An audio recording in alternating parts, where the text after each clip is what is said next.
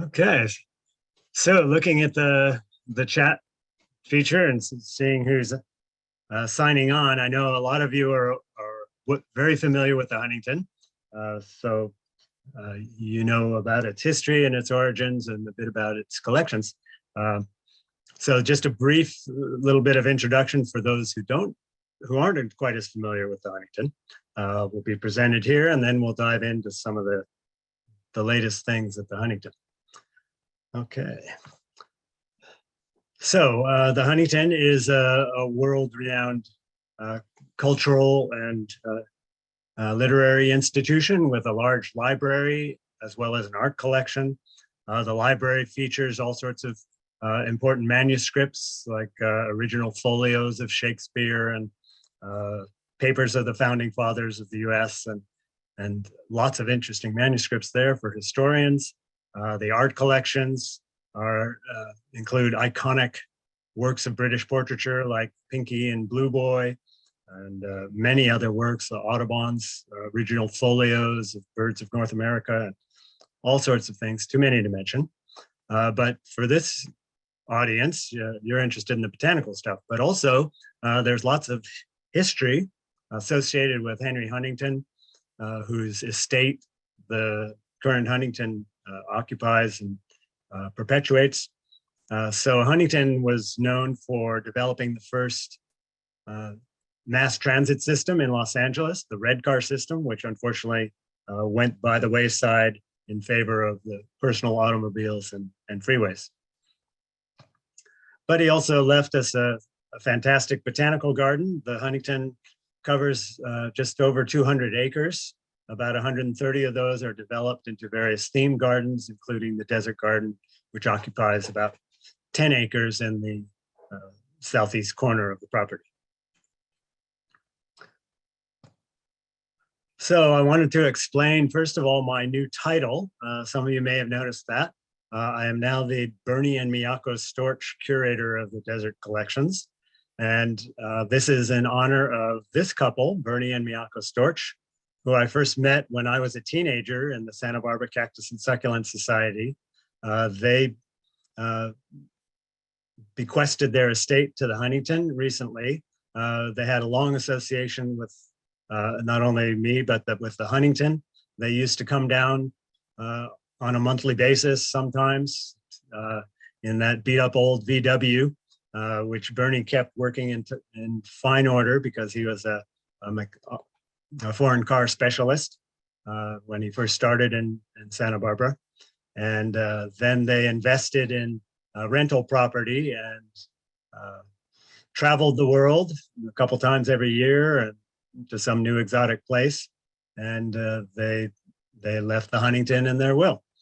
So thanks to that bequest, the position of curator of desert collections is now endowed.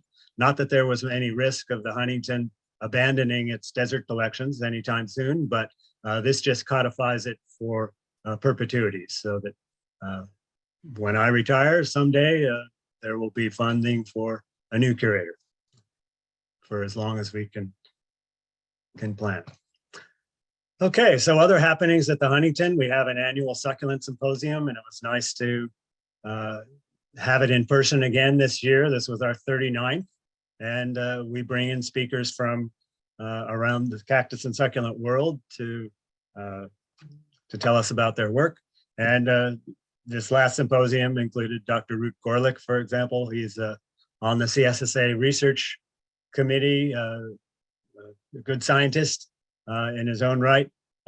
He teaches at Carleton College in Ottawa, Canada, and when he's not canoeing or snowshoeing to work, he's out exploring cacti, and wherever possible, he goes in bare feet, and as he is here lecturing at our symposium. So, and he says that's really the best way to find Opuntia fragilis growing in the reindeer moss is with your feet. So there you go. So the main project that you're probably all interested in hearing about is the conservatory renovation and the Upper Desert Garden project. So back in last spring of 2022, we started flatting up and moving out the specimens from our desert conservatory to their summer home and shade house in the nursery, including all of the prized specimens, like what may be our oldest specimen in the potted succulent collection. This Pachypodium horrumbense was collected in Madagascar in 1928. Don't know how big it was when it came in, but you can see it's been luxuriating under a greenhouse for all these years, and it's quite a fine specimen. So we also had to dig out all of the things that were planted in the bed. Here my desert garden crew is helping with some of that transplanting. We also had our operations crew involved in moving some of the larger specimens. Some of the specimens were dug out of the bed and went directly into the ground, like this Alouatia montagnacii that was brought out on a stretcher and plunked into the ground. Unfortunately, it had to be moved again for the path work that we were working on just this last week, but we'll get it back in the ground soon. We put out a number of the Didieraceae in the garden in recent years, starting with Alouatia procera, which has proven to be perfectly hardy in our climate and is flowering regularly. So we have most of the species of Didieraceae outdoors now, rather than in the desert conservatory. So among the things that had to be moved was this Hoya currii, which I had been training in and out of the bench slats for many, many years. And when I finally unwound it, stretched it out on the floor of the conservatory, it measured, spanned 35 feet. So pretty impressive growth. And here it is about to open up its flowers. And the last things to move out of the conservatory were the hanging pots, which we lashed up to a hanging structure in the back of a truck and for the slow drive back to the shade house where they were going to spend the summer. So the nursery was stripped down to its structural components and benches removed, and all but just a few plants in the landscape bed at the end remained. One of the first things we did was to move the door. This is a picture of the front path that used to lead into the conservatory. And you can see we've just recently blocked up the opening for that door and instead moved it to the west. So there's new doors there. And there's also a still door on the east end. So you'll be able to come in and out that way when the conservatory is open. However, specimens will be viewable most of the year through the sides. Among the few things we left in the ground were this Oncorina grandiduri, which I first saw a magnificent sprawling specimen of this species in the Missouri Botanic Gardens desert house way back in the 80s. And it was clear that that was a very successful conservatory plant. So we planted ours in the bed back in the 80s, and I've been training it for all these years into a fairly nice structure. And it flowers virtually nonstop all year round. So among the improvements to the conservatory were insect screening. Here we were testing out different kinds of screen. You know, the standard window screen, aluminum window screen on the right was kind of glaring. So we went for the nylon see-through so that you'll be able to see in as well as out wherever you're looking from more clearly. And in the surrounding areas of the garden, we've been working on completing an accessible path loop for wheelchair access and others, universal access throughout the upper part of the property. So the last 300 feet spanning, actually, well, a little more than 300 feet, spanning about 30 feet of elevation from the bottom of the fountain that's behind me in this photograph to the top of the palm garden down to the lower left.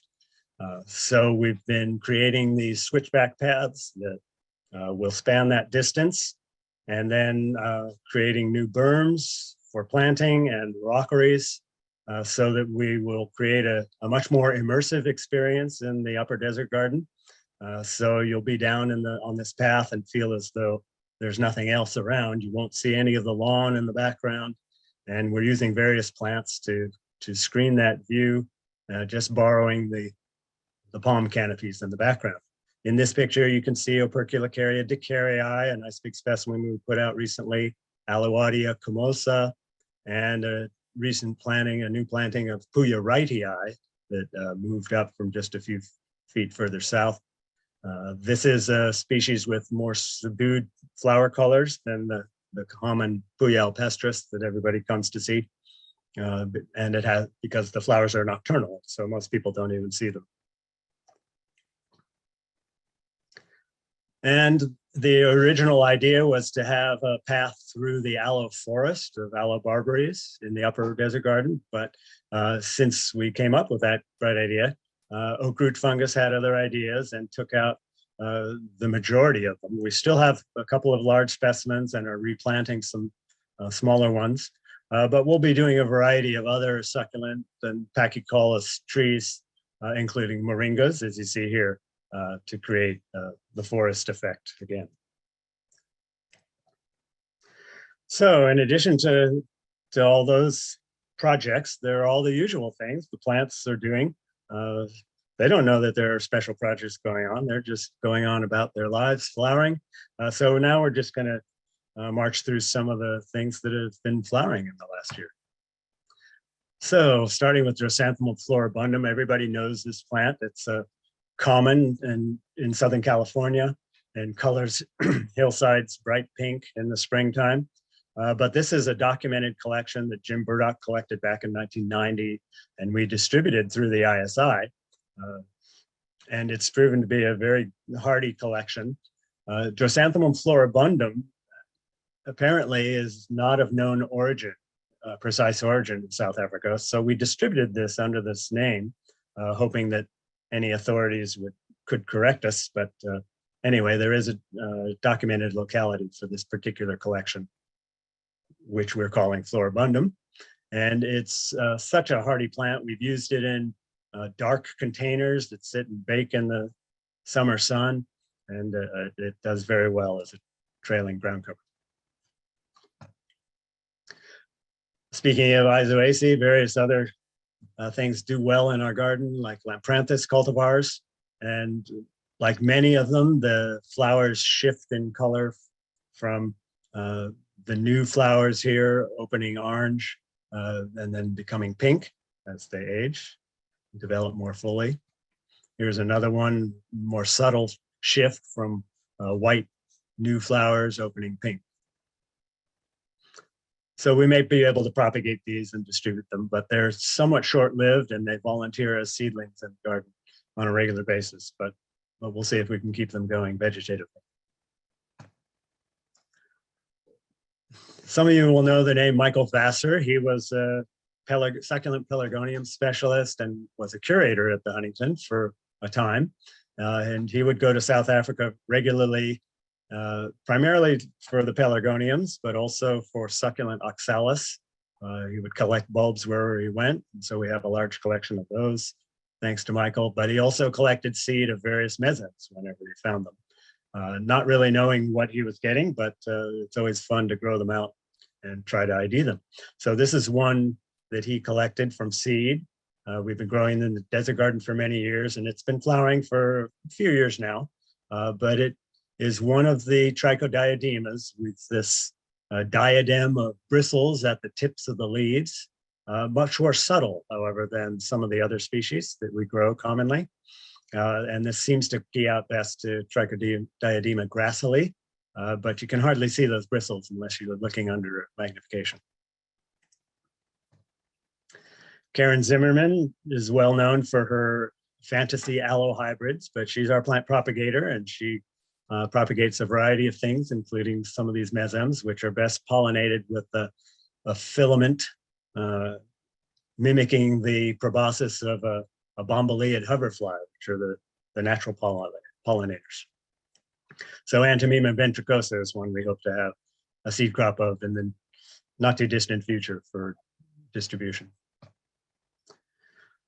The Apocynaceae is an expanded family nowadays, merging with the Asclepiadaceae, the milkweeds. And this is our native California desert milkweed, Asclepias subulata, which isn't particularly succulent, but it's has the flowers typical of the family and which are attractive to the tarantula hawks, which are good-sized wasps with bodies of an inch or more long, and apparently have one of the most painful stings of any wasp around. But you don't need to really worry about them unless you're a tarantula. So just keep your distance and they won't bother you. But tarantulas, however, are their host for their larvae. So these adult wasps seek out tarantulas, paralyze them with a sting, and then bury them in a burrow and lay their eggs on them. And the larvae that hatch eat the tarantula from the inside out, and leaving the vital organs to last. So kind of a gruesome sci-fi like story, but that's nature for you. And we grow a variety of stapeliads and the Asclepiadaceae, huornias, various species, but also some of the hybrids, just because they're easy to grow. They pollinate, they open pollinate fairly spontaneously and hybridize with other things. So you never know what you get. So it's sort of fun to grow them out and see what happens. So this is one that I've decided to select for future introduction, Huornia fringe benefit, which is somewhat unusual, not only because here you see a 6-petaled flower. Stapeliads do that. They're usually 5-petaled, but occasionally they'll produce an anomalous 6-petaled flower. And like some of the Huornias, this has a dark annulus in the center, and they typically have these alternating points that alternate with the petals. But this one's unusual in that it has more prominent points that are parallel to the petals. So that one will be distributed by us through ISI soon. The Asparagaceae is the new name for the agave family. Here's a new species for you, Agave nativitatum. Timely one. I just walked by this landscape the other day and it's looking pretty good. This shot was a year before. But the agaves often bolt, and their flower stalks look like giant spears of asparagus. And this is one that we've been watching in the garden since last April. Here you can see it's just starting to bolt at the beginning of April, and by mid-April, it was pretty tall and still growing by the end of April. It did finally top out taller than that palm tree next to it. And it looks like Agave franciscinii, but strangely enough, that species has never been recorded in this part of the desert garden. So we're hoping that when it does finally subside and die back, we'll cut it out and find a metal label underneath it. But in the meantime, we're documenting it to confirm its identity. So when it did finally flower, we pressed a flowering branch for the herbarium, but also had to make a vegetative specimen. And our summer intern, Annika Wu, was tasked with preparing this for herbarium. A process a bit like flintsing a whale. She did a fine job there. Now that previous one has an impressive inflorescence, about 6 times the height of the rosette. But though on a smaller scale, Agave Victoria reginae is equally or more impressive, with an inflorescence that is 12 times the height of the rosette. So they're really pumping out a lot of energy when they go to flower. And we often leave old agave flower stalks in the garden, partly because there's so much else to do, but they also have a nice architectural form and they provide habitat for wildlife. Sean captured this video clip this last year, and so take a look.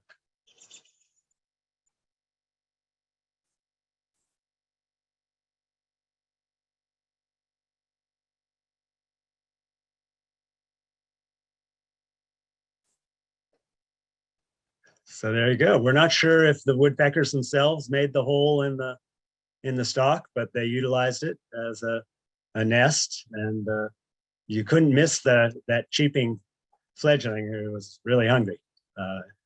And his mother came along finally. So this is one of the iconic scenes at the Huntington with this mass planting of golden barrels, interspersed with Agave Perryi truncata, which is one of the original Gentry collections. Beautiful, compact, glaucous artichoke-like rosettes and nice bicolored inflorescences.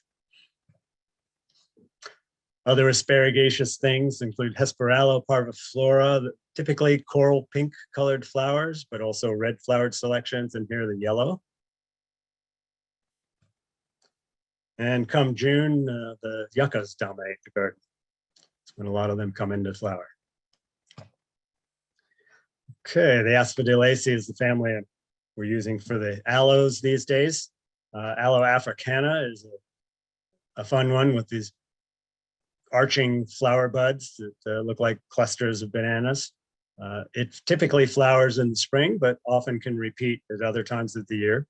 So it's got potential for hybridization to create repeat blooming landscape aloes.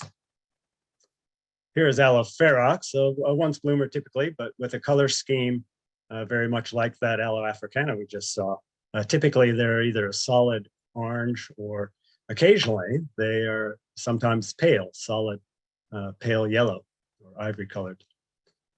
The so-called white flowered forms of Aloe ferox.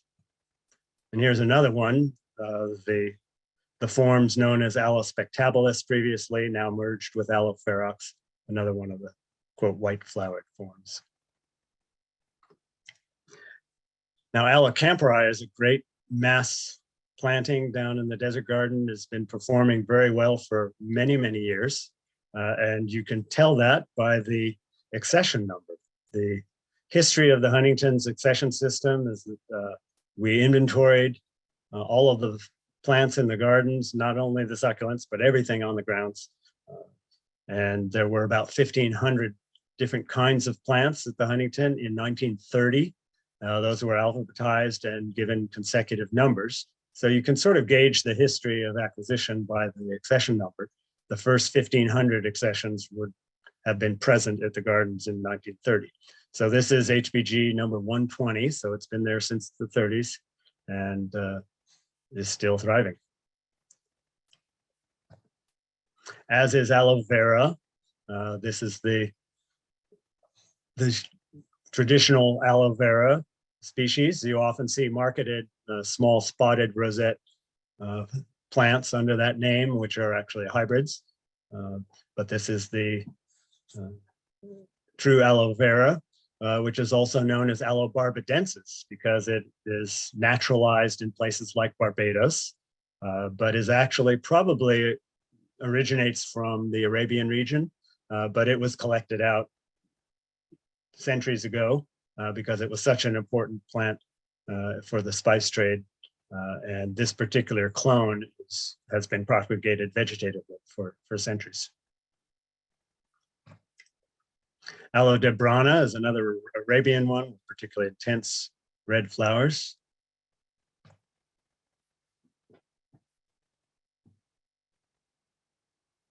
Now here are a couple of aloes, hybrids that were made some years ago when Gary Lyons was curator of the desert collections.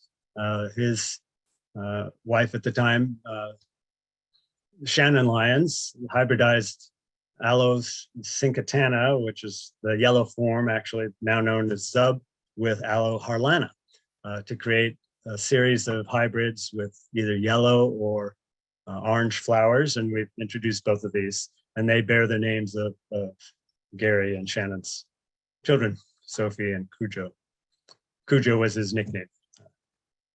So these are great repeat blooming, small scale landscape aloes. And thanks to Ivan Garibaldo, my head gardener of the Desert Garden, who's in the audience for these photographs. He's in the Desert Garden at different times than I am, so often catches good light on some of these things.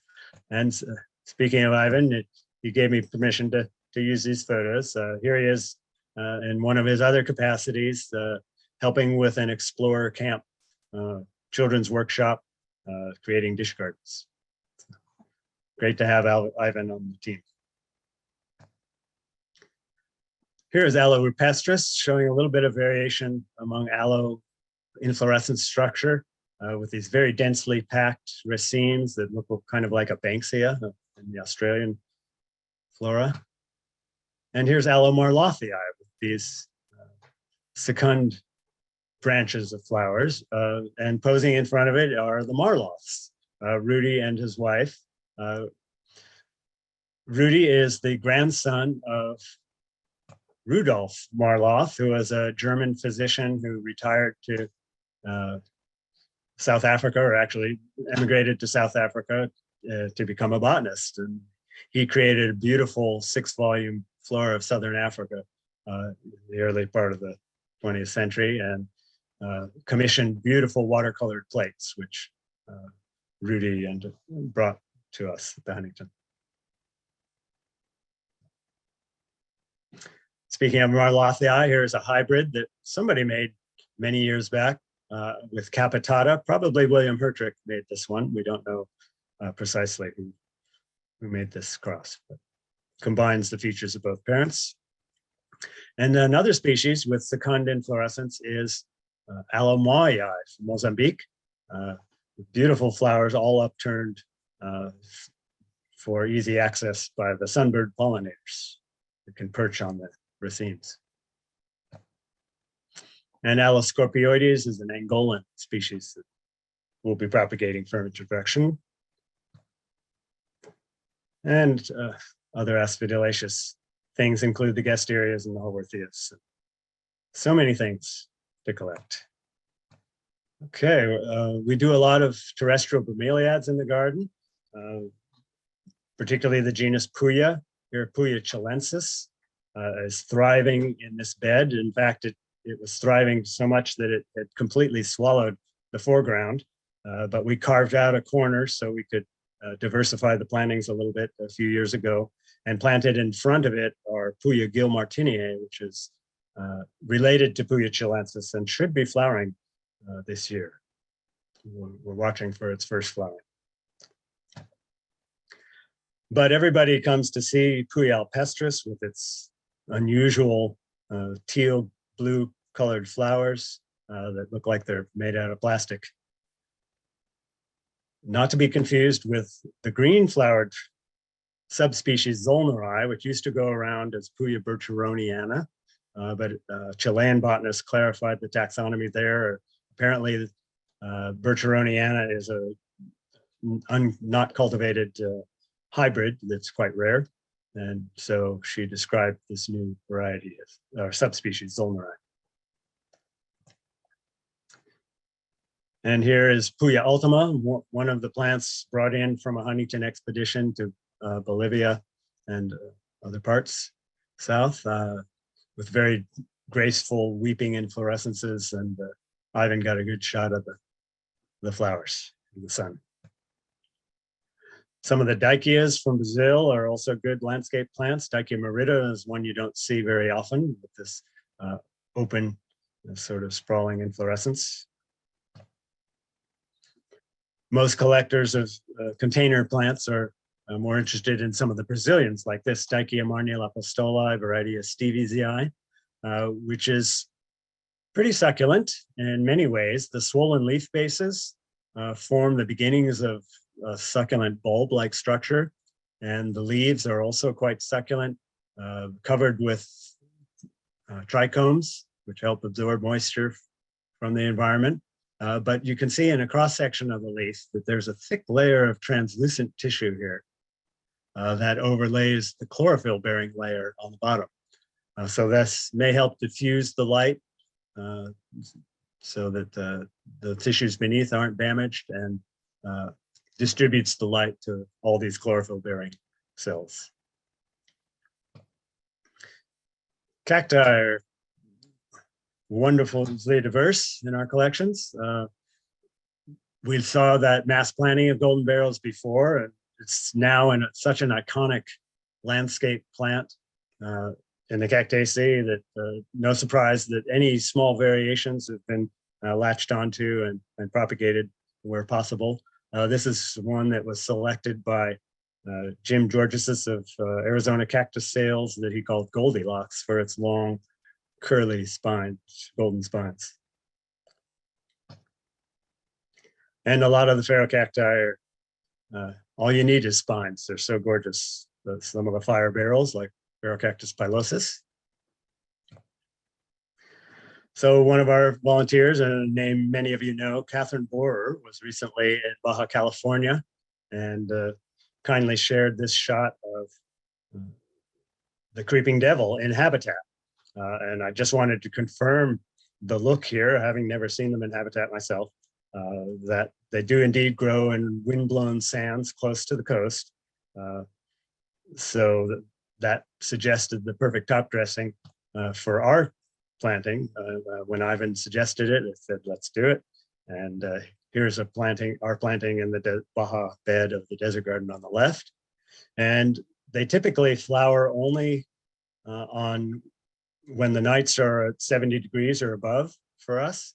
And Ivan caught this one in flower one morning. So we had quite a few nights that were that warm this year. And we even had some fruit set, which was a first that I've observed. Because there were enough flowers overlapping and something pollinated them that we got some fruit set. And so of course we harvested that fruit and we'll grow some of that seeds because the world needs more creeping devils, right? So stay tuned.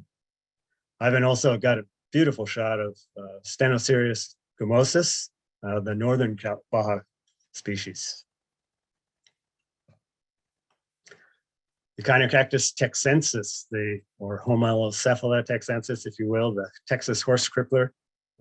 Can imagine that would be quite painful to step on if you didn't see it when you were traipsing through the Texas desert. But it has such beautiful fringe flowers, makes a great conservatory specimen. We still grow all of the Schick hybrids, trying to maintain his legacy, the Echinopsis hybrids, which were primarily he was working with the globular species to create a range of colors. Here's Fornorma is a particularly beautiful orange yellow bicolor. And here we have a mix of some of the hotter colors, Windigo in the center and wild red berry. And you can see in the background, this is during one of the first flushes in April. Typically they flower in mass in April, and then there are repeat blooms just about every month through October and occasionally even other months. But Bob Schick also left us some seedling pots of his next generation hybrids, which we've been growing out and trying to select for future introduction. These are plants that incorporate some Trichocereus blood in them. So they're more robust and spiny and perhaps better garden plants. And Echinopsis huasha or Trichocereus huasha is one of the main components there, lending a little bit more columnar stature, but still offsetting profusely. And Mark Dimon has done some of that hybridization in the past and created some nice selections that tolerate Arizona heat as well as temperatures down to the teens in the winter. And Apricot Glow is one of his selections, as is April Dawn. And here's a mix of Echinopsis used as they can be used in Arizona under the light shade of an overhanging Palo Verde. Is a good way to keep them from burning, and you still get lots of good flowers. Here is a new one that we'll be introducing in the future, a huasha hybrid with a huge yellow flower, about 6 inches diameter. Another good group of landscape plants are the Cleistocacti, and I saw that Tristan Davis was signed on. Many thanks to him for working with us on identifying some of these Cleistocacti in our gardens. They flower up and down the stems, so they're very attractive to the hummingbirds as well as to the cactus collectors. In the conservatory, we grow Ubelmania pectinifera, and the flowers are pretty small, nondescript yellow flowers. But when I think of it, I pollinate them to generate some of these bright pink fruits that add a little splash of color. Other good conservatory plants, although they do perfectly well out in the garden, but they stay cleaner and flower beautifully. Some of the Echinocereae, here, Eurechiae moricalii, the spineless subspecies on the left, and a form of Echinocereus huitrolensis on the right, with their orange trumpet-shaped flowers. And everybody knows this one, beautiful red-spined Echinocereus rigidissimus subspecies rubispinus, is one of the choicest of the genus, and this is becoming quite a venerable specimen. You can see many, many layers of growth there. And Echinocereus clapperi is another one in the Echinocereus schirri group that was described a few years back, with fairly small stems, about an inch in diameter, but clumping to form a mound, and with flowers that dwarf those stems, individual stems. A couple Parodia specimens, good old Lenninghausii does great in the conservatory, and if you catch it on the right day, it's quite a flower show, as is Claviceps.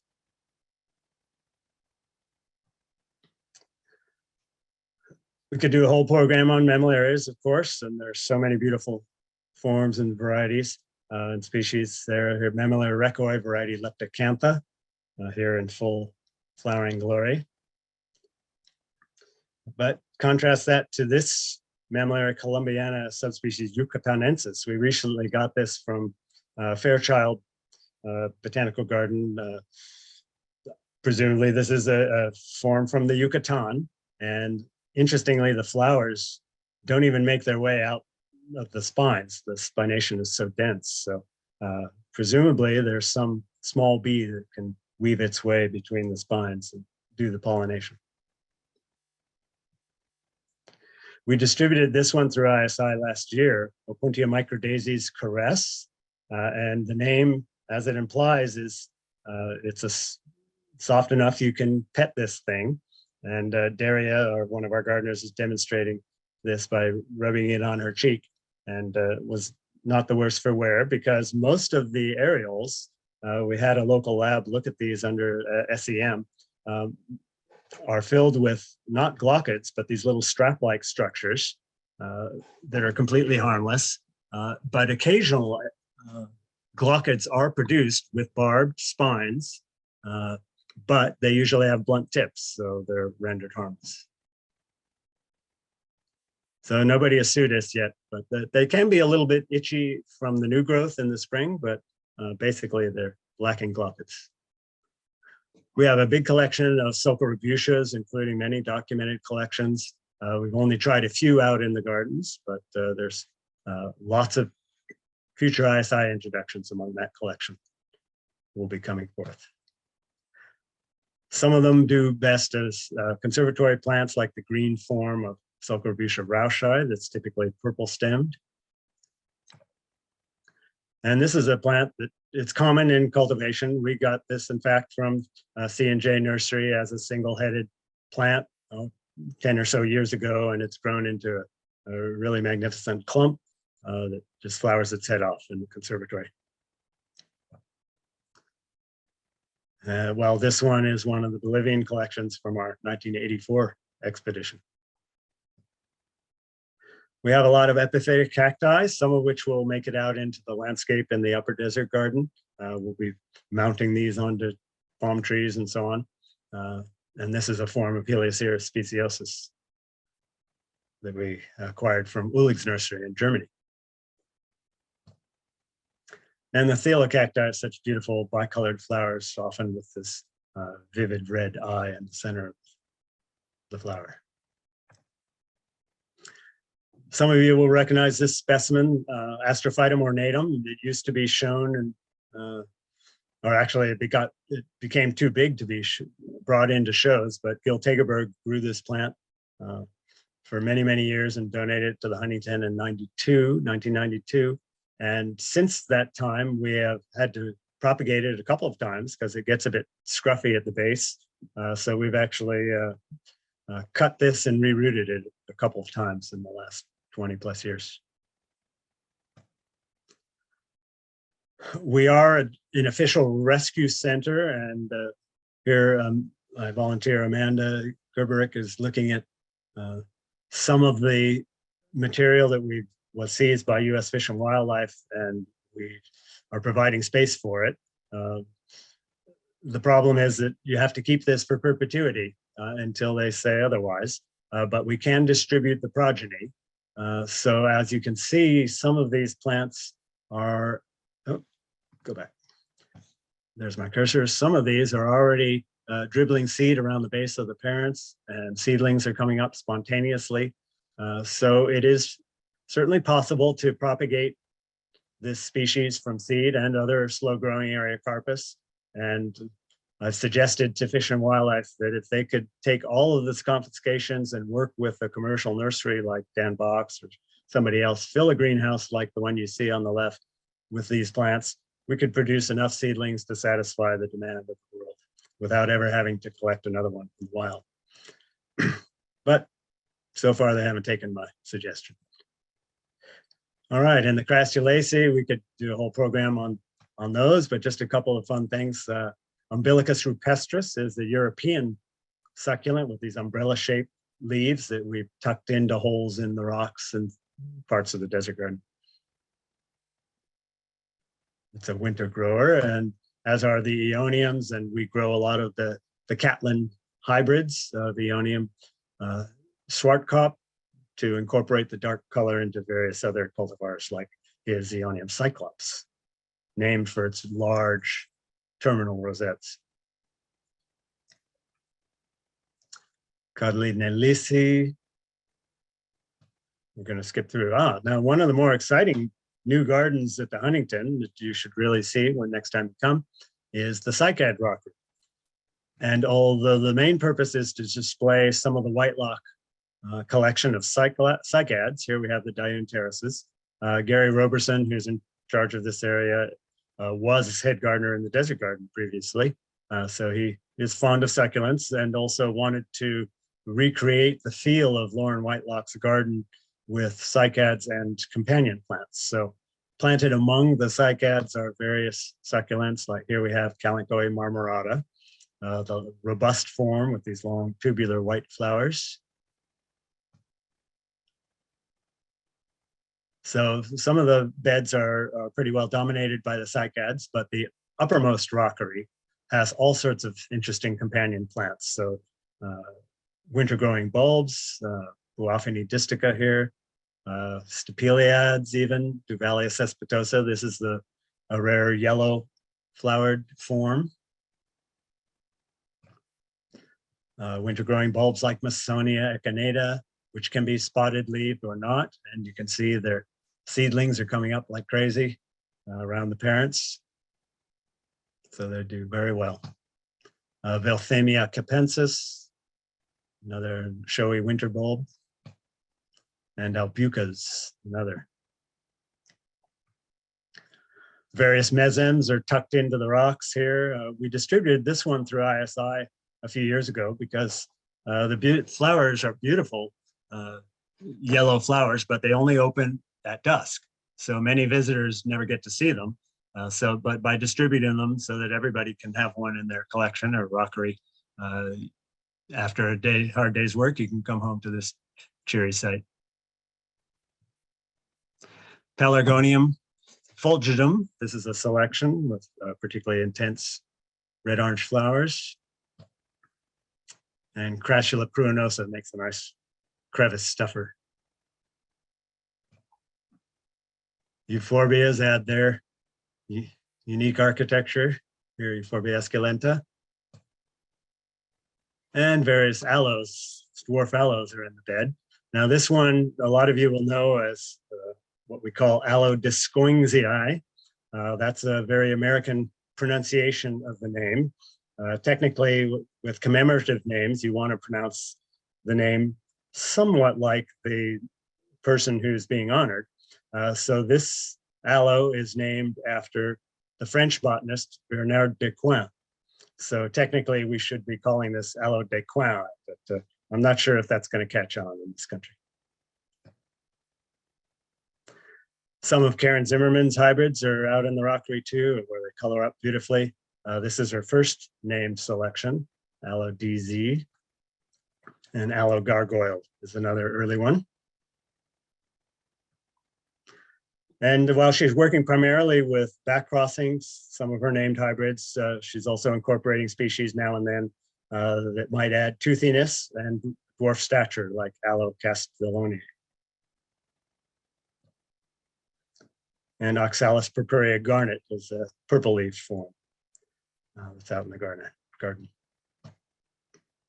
We distributed this one through ISI many years ago, but once it got into the ground in the cycad rockery, produced these very tall inflorescences of beautiful white flowers. Ornithogalum fimbrimarginatum, named for its fimbriate margins on the leaves. And Kalanchoe glaucescens comes in a range of flower colors, yellow to orange, as a yellow flowered form collected in Kenya by the Poes. One of the hybrids of Madagascan species.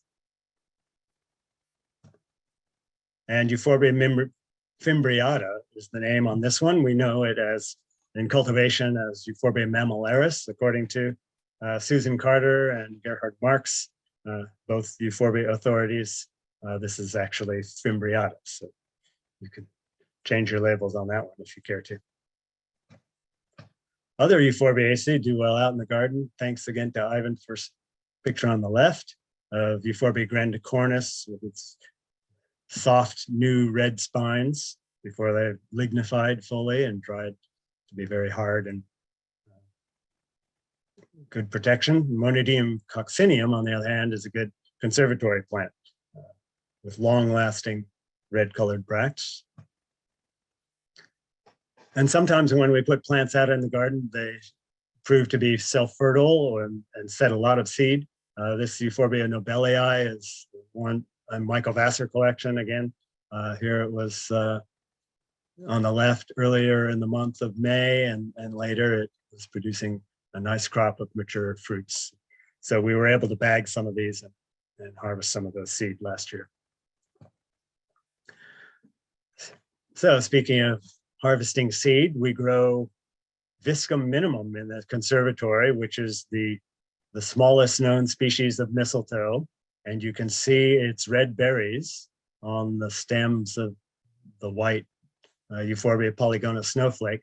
The actual stems of the Viscum are these tiny little green structures here.